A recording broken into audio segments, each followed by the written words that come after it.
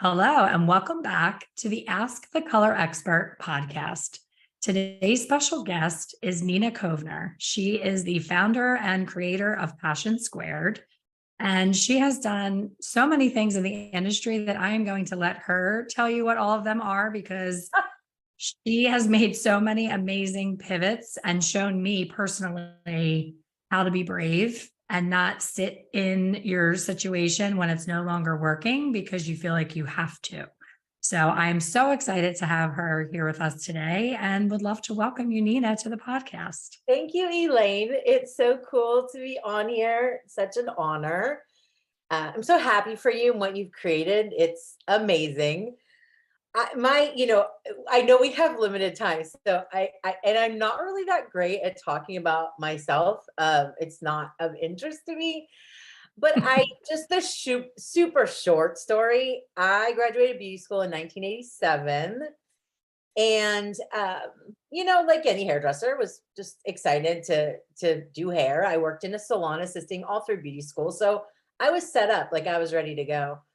And I also found a passion for the whole educator world while I was still in school. So by the time I graduated, I was invited to try out to become an educator. I passed. I started doing in-salon classes. And then within a year or so, the local distributor said, "We really need some help. Can we hire you?" So I got tugged into the business side of the business very early in my career. I only did hair a few years, actually, and then went on to work for a global hair care manufacturer for 25 years until I left in 2009 in my mid 40s, and had no idea what I was going to do. And of course, I had a passion around social and digital because I was head of marketing. So I was already kind of deep into what was happening in those mid 2000s or whatever. And so I'm like, these platforms have an incredible opportunity to empower small business. And that's kind of how Passion Squared started. We are an online business, and we, of course, do coaching, education, podcasting, books, the whole nine. And our focus is marketing, because that is my expertise, brand development, and then personal empowerment, because without that, the rest just doesn't really work very well. So yeah. And we just celebrated our 11th birthday. Yes, happy birthday. I was able to jump on. I wasn't able to be there live, but I was able to catch the replay and it was amazing.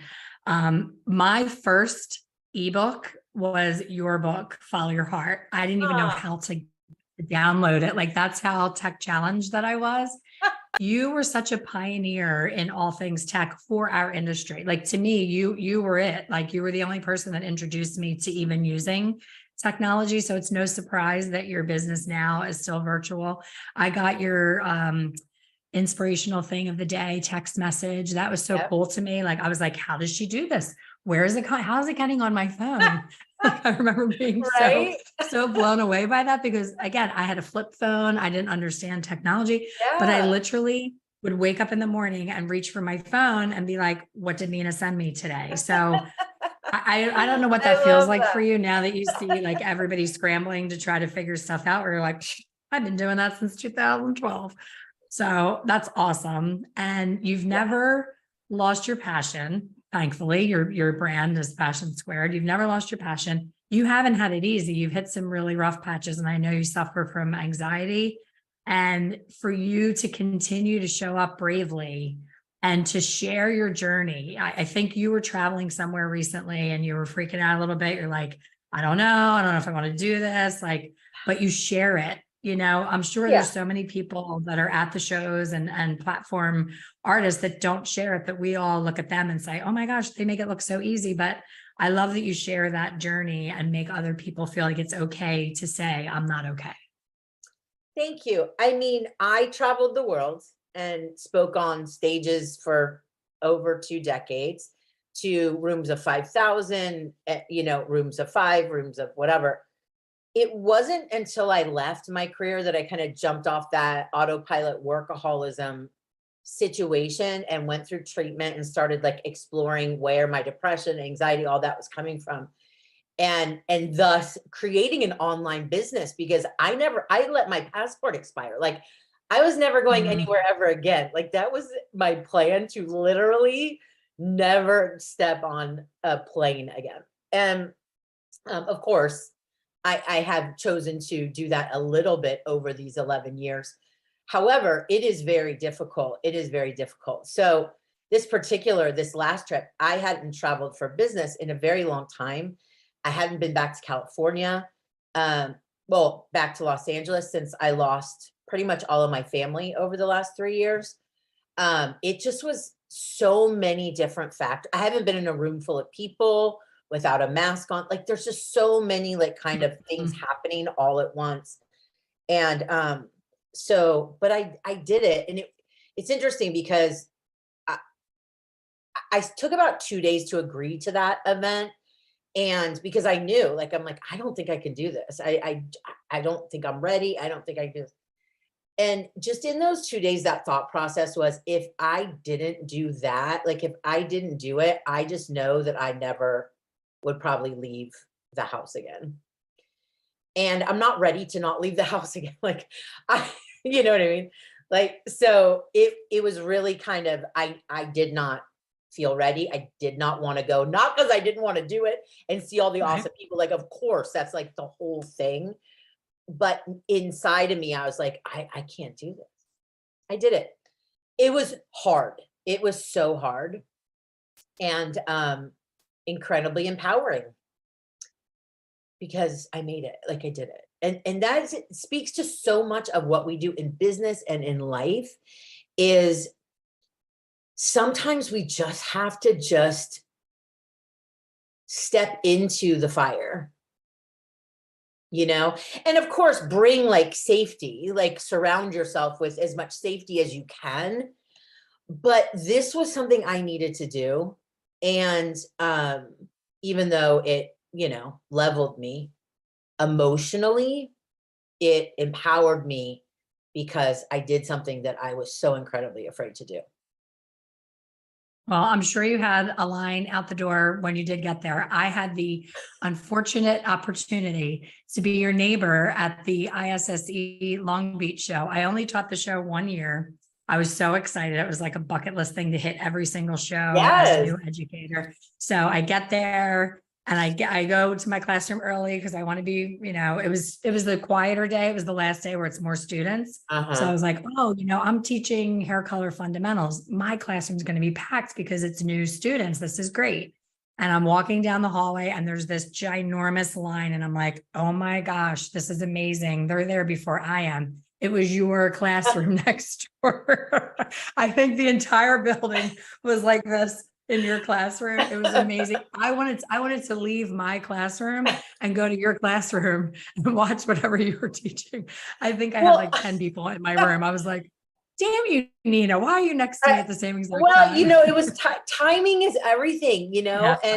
and what I had the opportunity to teach when I did those few ISSEs was what was something people wanted to learn. Yeah. That was social and digital. And so I don't think it was really about me, but really more about at that time, that was still kind of like, I don't know what to post. I mean, people still struggle with that, but I mean, back then it was really, people were really wanting to learn more about social and digital. So, well, look, we're here now.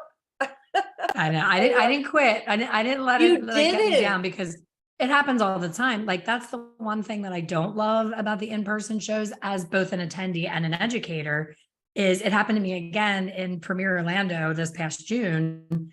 I was at the same time as Jack Martin. I'm like, of course, I want to go to Jack Martin for his gray transformations. I want to leave my own class to go to his class. So I hate that you have to pick this or that. Like I wish they would stagger them a little bit more to let people go on the floor, then go to a class, then go on the floor, then go to something else. So that's really hard because I'm such an education junkie that, to miss anything. And especially, and that's what I love about what you and I do is there's no missing it. Like I knew that you were doing the birthday celebration. I wanted to support your charity. I wanted to, do that. But I was like, I know I can't go live, but I didn't have that, oh, I'm missing this feeling, because I knew that you were going to send out the replay. So there's pros and cons to both, but I really like that piece of virtual. I just finished a weekend event here in my new hometown. I live in Florida now, and I had 30 people come for a hair color retreat. They're members of my group. Amazing. And even though they watched everything live in real time, they kept getting closer and closer and closer and crowding around while we were trying to get good video. And I was like, guys, you don't want to crowd the videographer. We want this so that you can go back and watch it. Because when you watch something live and you're in the space, there's all this adrenaline, you're excited, everything's new. And then how many times have you walked out and you're like, wait, what was that second step again? So this way it's both, it's live, and then they'll have it live on in their library where they can pop it on their TV, do a hands-on, and really master the technique. So I'm so grateful for pioneers like you that have made hairdressers understand that you don't have to be, a corporate person that is forced to use technology. I think you talked about wearing a mask, being in a room without a mask for the first time. I think one of the gifts that the pandemic gave us is that people were forced to understand how to jump on a Zoom call. I don't have to struggle to get somebody to jump on the podcast or jump on one of my classes, because now it's like picking up a telephone and calling somebody, which is awesome. Yeah. And, there's, from a strategic perspective, there's definitely different strategies around people that want to do those big shows and have classrooms at their shows. That's never been part of Passion Squared's strategy. I prefer more intimate gatherings of whatever. So that show world really doesn't fit for like how I see the type of education that we do, the being conducive to that, I think, for the show, look, we've both been doing shows for decades. My first show was New York IBS when I was still in beauty school. So, literally been. That had to be intimidating. My gosh, while you're in beauty school. That's amazing. Yes. We took a field trip because I went to school in Northern Virginia. So we took a bus. We took a bus. It was we a did day the same trip. thing. A day trip. A bus to New York. They dumped us at Javits, and I was just like jaw dropped all day.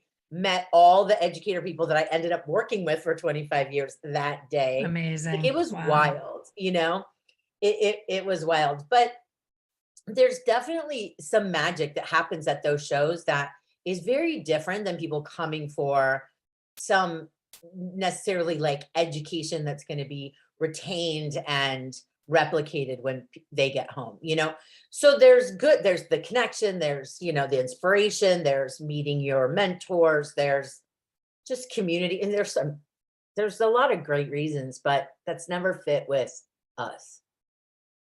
And unfortunately for me, when I did the same exact thing. It was 1986. They dumped us the day before. They highly recommended we pack a bag lunch, and I was like, I am not bringing a bag lunch to New York City. My ass is going out to lunch. I don't care how much it costs, thinking how bad could it be? And my girlfriend and I were like, okay, it's bad. Like, I think the burger in 1986 was $15, right, and our burgers here were like $4. So it was really bad. I was like, oh, this is why they said to pack a lunch. But I remember walking in, I can see myself. I had a French manicure, which some things never change. French manicure. And I remember walking in, and the first booth that I made contact with was the Sebastian booth, and Jerry Cosenza was up there. And I was just total chills, hair standing on end, like, oh my God, I get to do this for a living. Like, this is going to be my job. Like, I just couldn't even believe how amazing it was. So from that day, that very day with the hairs on end, I was like, I am going to be her. I am going to be up on that stage at these shows. That is my dream. I don't care how long it takes. I'm going to get on those shows. So by the time I met my goal, the shows don't pay anymore. And I'm like, okay, this is great. I have my Britney Spears microphone. I love that I get to do this. Thank God I have a love and passion for it, and I will do it for free. But when I talk to Vivian and Beth Minardi and, Joe Blackwell and all of the people that I looked up to and was like, I can't wait to be you.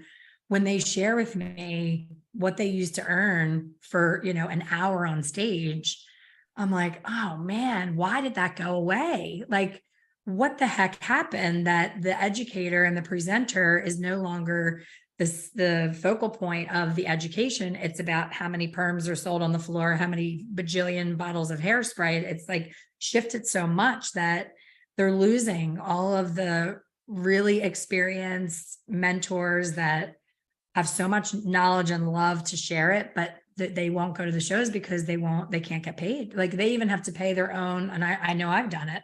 I had to pay my own flight, my own meals, my own room. It cost me, most of the shows that I did, it cost me $2,000-$3,000 to be there. No Yeah. compensation whatsoever. And So that's, that makes me sad, really sad. it's a that, messed up you know, model for sure. Of course, there's a lot of folks that have brand sponsorships, which, you know, they're getting yes. paid elsewhere. But, you know, the shows are, they're having a little bumpy moment. They have an identity crisis. There's obviously been some acquisitions and reinventions. It'll be interesting to see. Of course, again, you and I have seen so many different iterations and changes and shifts. I'm always hopeful. I'm an optimist. I hope they get their shit together, but not paying artists is well, it's shitty. And can we cuss? Are we allowed to cuss? Yep. Yep. It's shitty. And unfortunately, uh typical in some cases, you know. So we'll see. We'll see I what think happens most with that. hairstylists don't understand that because No. 2 years ago for Premier Orlando, I will always have a soft spot for Premier Orlando because they gave me my first shot. And because I taught there, then I was able to teach at IDS, then I was able to teach at ISSC, then I was able to, so it was like a, compound effect of like, oh, you have a resume now. So I have a soft spot for them, but 2 years ago, my daughter is like my right arm. She keeps me organized. I'm ADHD. She's super mega focused and organized and, totally different brain thoughts. And she would always man a table and she would sell my book and sign people up for things. And I really, really needed her to be there. But I was already in Florida 2 years ago and she was coming from PA. And the airline kept canceling her flight. She was there the day before. They sent her home after so many cancellations. She didn't get there until like my very last class. So I had to go to the first class by myself. I'm lugging this big, heavy duffel bag with all the books, all the things.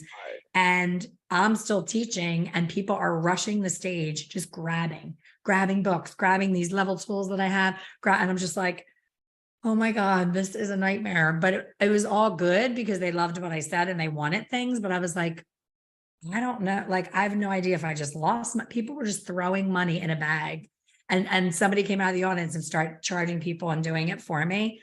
And during my talk, I said, I know it was really awesome, but I said, do you guys know that like when you watch people teaching here, unless they're on the main stage, supported by a manufacturer, like all these little classrooms that you're going to, including mine, we are not paid to be here. And we have to get here and we have to pay for our meals and we have to pay for our flight and we have to pay for our hotel. And they were like, what? Like they couldn't even wrap themselves around it.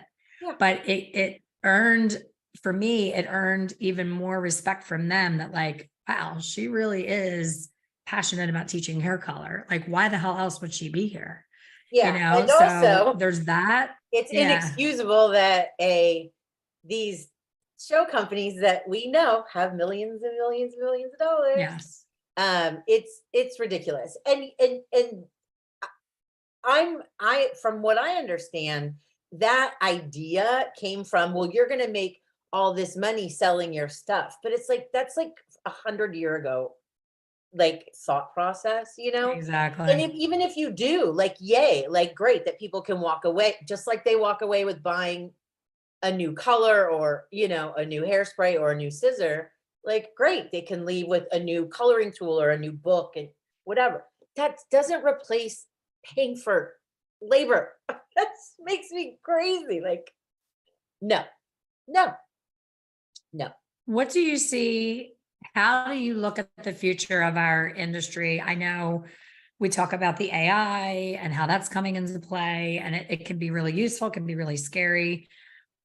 There's this, rush into suite model where everybody's bailing on commission salons and running to suites. And now I see them running back to either running a chair in a community because they missed that community piece. So there just seems to be, since the pandemic, so much change in the industry. If you had to sit with a crystal ball and do a prediction for say 5 years from today, what do you think is going to be the biggest surprise that we wouldn't see coming as far as that goes? I don't know about surprise we wouldn't see coming. I think that some people are surprised at things that actually aren't surprising.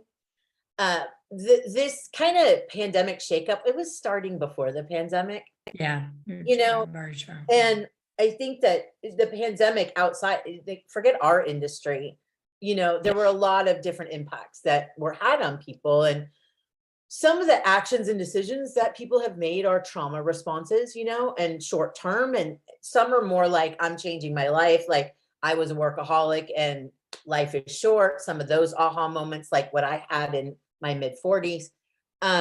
So I think that that's kind of like a global thing. It's not really an industry thing. With the suite thing, there are going to be people that are meant to be solo entrepreneurs, and that's fantastic. And there are people that are going to try to be solo entrepreneurs and say, you know what? I miss community. I want to go back to a lease model with, a group of people. And then there's some people that are like, you know what? I don't want to do any of this. I really value leadership and not having to deal with everything else. I want to go find an awesome employment-based salon with great leadership and culture.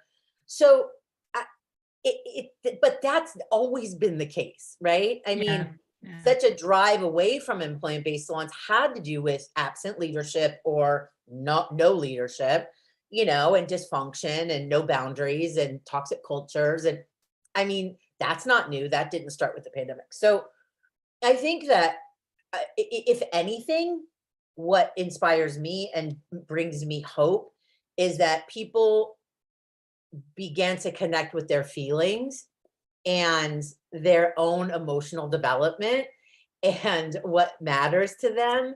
And that I believe we see with healthier boundaries and more focus on wellness and self-care, mental health, all of those things that were always needed, and ultimately create more happiness and more joy and healthier cultures and more awesome leadership. So I definitely think that I I see that developing. In terms of like technology and tools, I mean, in 2012, nobody would listen to me when I was talking about social and digital. So this industry moves slow. Mhm. It moves slow, And so there's all this buzz around it could be anything, right? At this moment, it's AI. But it literally could be, it could be anything. But in terms of an actual helpful impact on the day-to-day life of our industry, I mean, what we've been sharing with our clients and recommending to our clients is really looking at AI in a very practical way. We focus a lot at Passion Squared on brand story, and where a lot of people get stuck with brand story is not the actual defining the brand, but then like, what does that look like in captions and stuff like that? So AI is great for that because you can plug in the framework of your brand story and get a little boost when it comes to, well, what does that actually sound like in real life? The problem, and that could be the same with content ideas and, there's so many great things that newsletter writing, all that stuff. However, my biggest problem with it and my biggest concern with it is that it is very imperfect and it takes a long time for it to understand your brand and your voice. So it may spit something out that you're like, oh, great, copy and paste. And it's like, no. Yeah. No copy and paste. You still have to put eyes on it. You still have to put context on it. You still have to put your brand voice on it. You still have to align it with your objectives and outcomes and your vision. So it's not set it and forget it, but nothing is. Like, it's not the magic pill. There are no magic pills, but it really can be helpful with really like with creativity. So that's in like the marketing, brand, content, storytelling space, that I see like instant practical application. Yeah. I had the pleasure of meeting your BFF, Gordon, at an event here in Florida. As soon as I saw he was going to be there, Oh I'm like, oh, yes, yes, I'm going. Yeah. yeah. So we were talking, he brought the AI piece and we were talking about the state of the industry and all of the things that should and could be changed. One of them that I'm super passionate about is making licensing across the whole entire United States. Like, Oh yeah. regardless of how many hours, regardless of whatever, like if you're licensed, you're licensed. Because speaking of like life changes and, people feeling stuck, there's a lot of people that would leave their area and move somewhere else, but they don't want to have to go back to beauty school after being behind the chair for 20 years to Yeah. do 200 more hours and take a test again. It's ridiculous. Supposedly the nursing one went through and now they're doing it hopefully for our industry. So Amazing. that was a great event. And Gordon, I was beating Gordon's ear for an hour after the event. Yeah, I was just like, he's very passionate about AI. He's been doing lots of podcasts on it. I too am passionate. I am just more like practical, only because that's what I do all day with our clients, is literally like practical application of right. things. So yes, is it gonna be amazing and helpful? Yeah, it already is. However, in my working with it, it is still, it's not like just like Not anything, perfect like you yet. can't just like Yeah. Google something and just take the first result and run. Like it's just not. Context, always context. Well, Yeah. it's been 11 years. What do you have in store for us for the next 5 years? Anything new and exciting? You I are the queen mean, of the pivot. You can't just stay still. You have I to keep us on our yeah, toes. I'm gonna keep writing books. I my third book has been in outline form for almost 9 years. And I just Oh kind of boy. I know, I pushed it to the side. So I've got a couple book concepts. I do want to write more. Um, so that's definitely something. I'm also looking at developing people to take over the company. Like I'm getting old, and Passion Squared is never about me. Like I had my I had my day in lights or whatever for way too long. Like I would be so happy to like never show my face on the internet ever again. And so, we have such amazing, brilliant, wise, incredible people in our community and clients that I hoped that they start, taking over Passion Square. That's I amazing. mean, so that's ultimately my short long term plan. So yeah, I'm focused, I want to keep doing what we're doing. There's still so much work to be done in our industry around understanding the importance of brand as the foundation of literally everything we do. And it's just easily forgotten because it's not as much fun as applying hair color. You know, like I get it, Forgotten and misunderstood, to your point, very misunderstood. like I see a lot of people, especially when I moved here to Florida, I was looking for someone to do my hair and they're like, oh, so-and-so. And I go on and it doesn't even say where they are. There's a lot of assumption when they're posting that people just know that they're in a certain part of Florida. Like there's no location, there's no contact, and I'm like, there's definitely more that needs Yeah, to be there's still a done lot if you're more going to. marketing stuff to do and, creating awesome experiences online. Like that stuff still, I mean, it's important every day, especially like we've been talking a lot this year with our clients about whether you believe there's a recession or not, or whether there is or there's not, or inflation, whatever, like all that aside, I truly believe that caring is going to make a comeback. and um and building trust, and creating value for clients. And it really goes back to the fundamentals. So I mean, so much of what we do in whether it's marketing or brand storytelling, all of that, it is the fundamentals. Like it's the fundamentals, something like making sure that people know where to find you, that you have because it's those little things that actually make a huge difference in, are you actually going to get a client? Like, are you going to get a client? Like, and then is that client going to come back because they are so stoked about their experience? Like, it's those fundamentals that will never go out of style, that will never Exactly. change depending on market whatevers. If we cannot be consistent with those fundamentals, it's going to be a bumpy road. I don't care what generation you're in. I don't care what business model it is. I mean, people have to care. And people know when we don't. And people Mhm. are not going to pay for experiences that are not what they value, that don't connect to what they value. So, I mean, there's a lot there, especially as prices go up and stuff like that. And it's like, where's the value? Because prices go up. I mean, of course they do, but where's the value in that? So yeah, Absolutely. Well, interesting stuff. you're an absolute treasure to the industry. I'm so blessed to know you and so blessed to have you take the time today. So share with anyone listening how they can get more of you and Passion Squared. Yeah, you can find us on the socials at Passion Squared and on the web at passionsquared.net.